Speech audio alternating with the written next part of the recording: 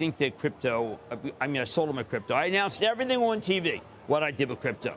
But I would not touch crypto in a million years because I wouldn't trust the deposit bank. And you're making no distinction between centralized, decentralized. They fought regulation. They didn't want regulation, and you don't have regulation. So if you have your money in any of those, look, I'm not calling you an idiot. I'm just saying you're using a lot of blind faith. And I like to have my money at JP Morgan, and I check on Monday to see whether my balance is there. It's there. It feels good.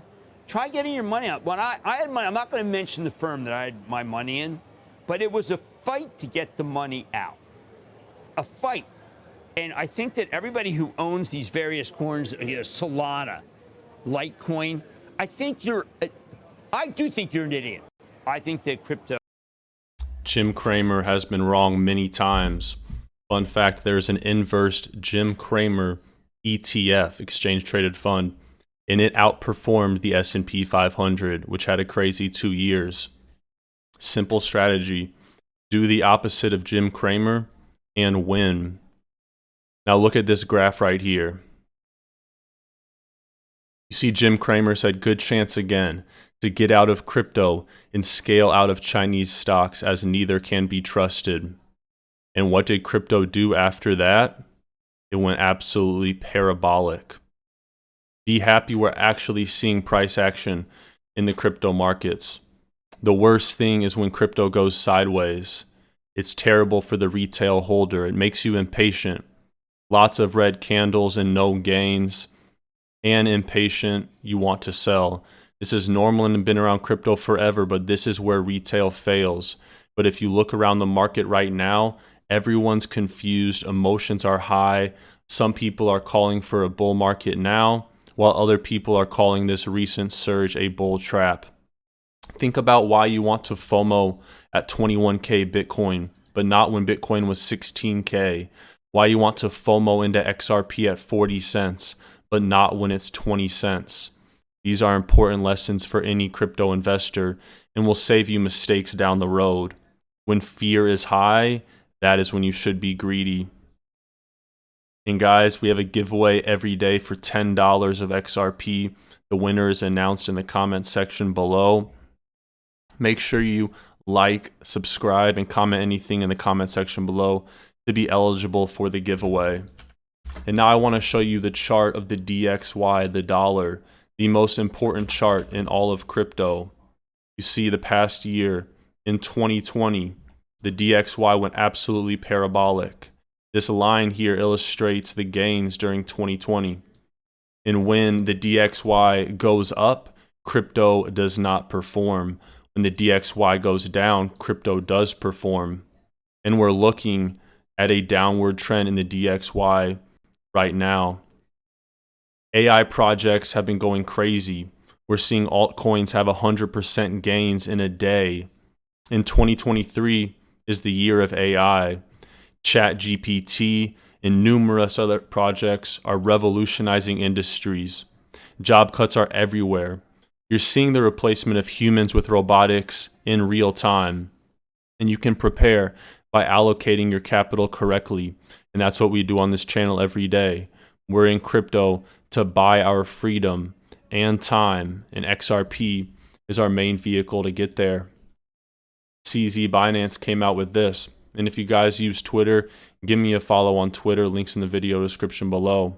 I also have a World Bank document mentioning XRP that you're going to want to see here in a moment. If you bought the dip because of FUD, you should thank them. If you sold because of it, then unfollow, unsubscribe, report, and block. Don't keep low quality information sources that make you poor. Choice and action are what you can control.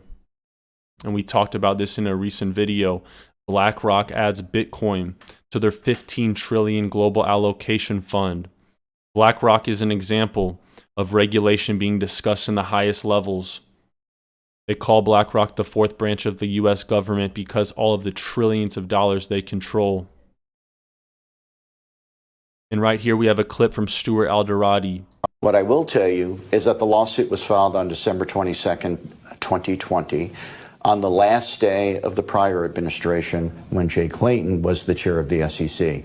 The day after the lawsuit was filed, Jay Clayton left office, and within 2 weeks of the lawsuit being filed, the entire senior leadership team that was, I think, involved in the decision to file the lawsuit left the SEC. So why Ripple? I'm not really sure. I think we can all venture a bunch of different guesses. Maybe the SEC was tired of playing whack-a-mole with some smaller tokens, and they felt that if they could go after Ripple and indirectly attack the digital asset XRP, which Ripple relies on to facilitate its cross-border payments, maybe they thought that they can send a broader message to the entire market.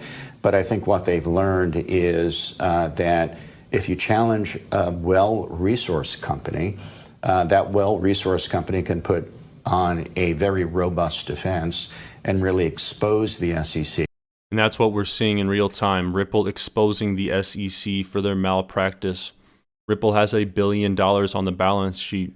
And even if this lawsuit might cost them $100 million, they are very well equipped and have many resources, whether that is the entire C-suite and all of the smart executives who have gone to Ripple, people like the U.S. Treasurer Rosie Rios, whose boss was the president, the 43rd Treasurer of the U.S.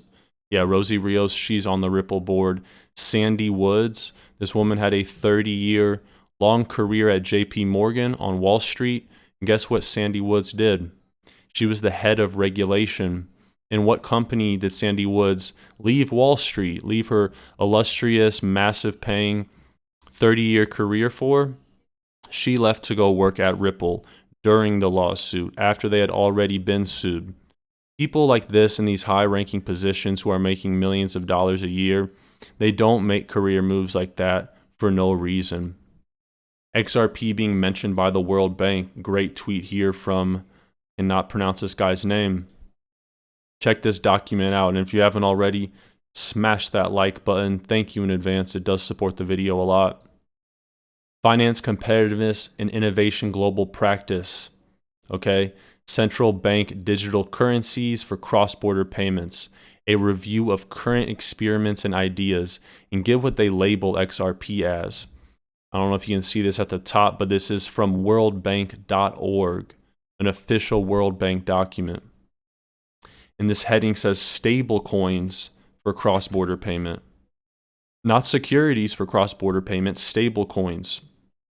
Each transaction costs 0.00001 pennies and requires a small fraction. Stablecoin refers to a class of digital currencies that are, it cuts off here, a portion of XRP destroyed in the process. They're talking about XRP being utilized as a stablecoin for cross-border payments. It's not a security. It might be a stablecoin. It might be a commodity. But we can all agree that it's not a stablecoin. Not much is free in this world, let alone money. But if you guys want $40 for free, sign up with Webull, deposit a penny, and you can get up to $3,000 in free stocks. Typically, you'll just get $40 to $300. But all you have to do is sign up and deposit a penny to get a guaranteed minimum value of $40 in free stocks. A great offer. Don't miss out on this. It does end soon. Links in the video description below. Until next time, my friends.